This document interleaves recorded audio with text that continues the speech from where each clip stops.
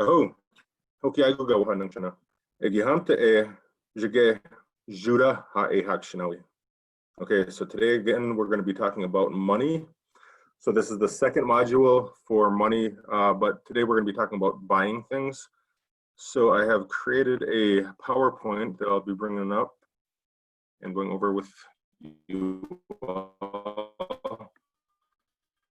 Once again, if you haven't gone over some of the modules, you may be a little lost here. So I would recommend going back and checking some of those earlier modules out, because they all build off each other, and you're going to be able to get a better understanding of what it is we're talking about when we're going over some of the stuff. Some of the stuff is going to be pretty complex. We're building sentences using some of the things that we've already learned. So if you start watching this video and you find yourself a little bit lost, I would recommend going back and looking at some of those other modules. So, Jananga Hiske, this is the second part of this. So, basic shopping vocabulary. Once again, Jananga Hikiske just means how much is it? How much does it cost? We went over that in the last video. Hikiske means to be equivalent. So, okay. Another thing is Žuura Jananga Hikiske, you could say, which is more precise. Okay, so in this module, learners will learn the verb buy and its basic conjugations. Learners will learn basic vocabulary for commonly bought items. Learners will be able to build basic ho-chunk sentences using the new information. We will also review ra, hija, and hiske. Okay, so that's actually, I believe, the next slide. So I will continue with that. Okay, so ra is the ho-chunk word the. So when talking about the store, the example here is ruuwi-to, the store. Okay, hija is the ho-chunk equivalent to the English word a or n, as in a car or an apple. It can also mean one. Hija, and kita. If you're familiar numbers, you'll recognize that. And then hiske is the ho-chunk equivalent to the English word for some. So the example here is nidashta dahu hiske, or some coffee. Okay, I believe that we're only going to be using two of these today, and I believe they're hija and hiske eventually. So at the end of this module, we'll be going over some sentences. So if you want to challenge yourself, get out a pen and paper and try to figure out this that I have at the end of the presentation here. Otherwise, we're just going to kind of roll through it just to try to make it a quicker video. I know a lot of my videos end up kind of long, so here we have commonly bought items. These are the vocabulary words that we're going to be going over today. So basically, it's just going to be waruch. Waruch is just a catch-all term for food. You know, if you're going to the grocery store, typically you're buying food. So we have three items here that we're going to be going over. The first one is going to be chewazni, which just is the word for milk, chewazni. So the second one is waiskup. Waiskup is the word for bread. Now, the reason I have chete at the bottom is because typically when we're buying bread, for the most part, we're buying it in loaf. So the word for loaf, a loaf of bread in ho-chunk is waiskup chete. So we will be using that when we get to the practice part of the video. And then finally, the last one is going to be waning hichke. Waning hichke basically just means bird eggs. But in this case, we're using chicken eggs. So, waning hichke, if they quickly become waning hichke, bring waning hichke. Okay, so next we want to go over the verb that we're going to be learning today or using today when we get to the practice portion of the video. So the verb here is ruuwi, ruuwi. You might recognize it from ruuwi-to. It's the ruuwi part, the end of it. So basically, ruuwi means to buy. So when we're talking the base form of the verb of any verb in Ho-Chunk, we're talking about third person. She or he bought it. Okay, so ruuwi is third person. She or he bought it. Okay, so when we're using Ho-Chunk and we're conjugating verbs, that's how we're going to tell the difference between who it is we're talking about.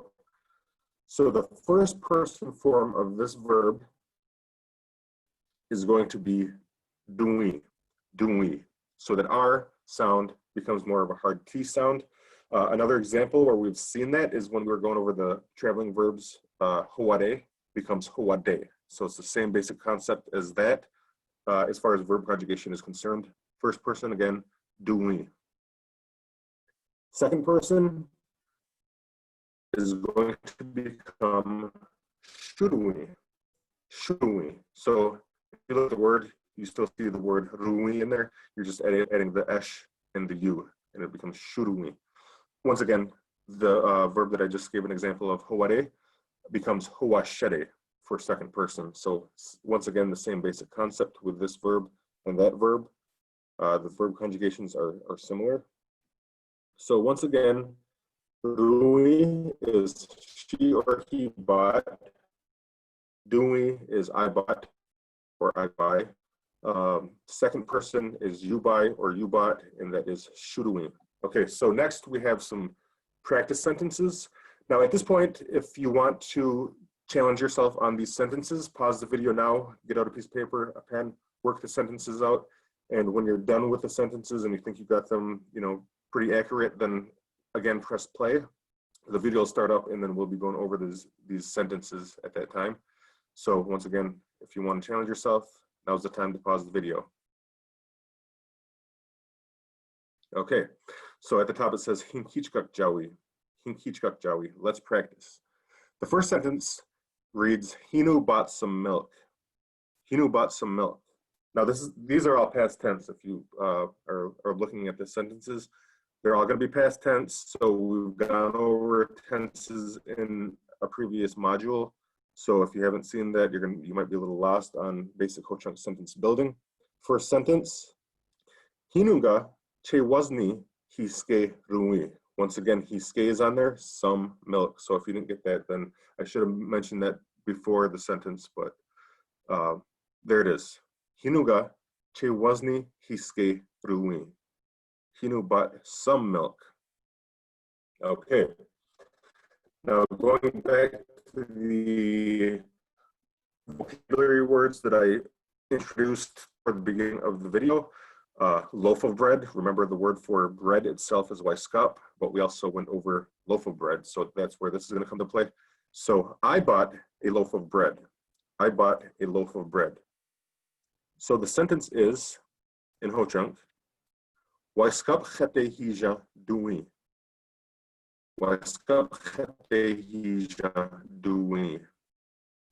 And also, yes, there should be a cinch or a tail under the I on the duwi part. Okay, so the final sentence of this part of the practice is, did you buy some eggs? So this is second person. And also notice that some comes into play in the sentence again. So if you don't have that, you're kind of going to be wrong as it is. So did you buy some eggs? Is waning hichke hiske shuruwi. Waning hichke hiske shuruwi. Okay. Now, I did put some more future tense sentences on there. So once again, if you want to pause the video and challenge yourself on these sentences, they're basically the same thing. I just made them all future tense. So go ahead and pause the video, and when you come back, we will go over the sentences. So first sentence, Hinu is going to buy some milk. Hinuga che wazni hiske duwingshane. Hinuga che wazni hiske ruwingshane. Or jane, you might hear that as well. Second one, I am going to buy a loaf of bread. Waiskap khete hija duwingshane. Waiskap chete hija doing shene. Again, I forgot the cinch on the I. And last one, are you going to buy some eggs? Second person. One in kichke, hiske shuru wing shene. One in kichke, hiske shuru wing shene. Okay, so that's basically it for the practice sentences. You might notice that the only difference between the past tense and the future tense is that you're adding shene or jene at the end of the sentence. If you take that off there, it becomes a past tense sentence. Also, if you wanted to be a little more specific, you could add a time marker on there, tomorrow or heinigi. Hinuga che wasn't hiske doing shene. You can do that as well. That's how, basic Ho-Chunk sentence structure works. Time, subject, object, verb. In that instance, time, hinu would be the subject, the milk would be the object, and then the verb final.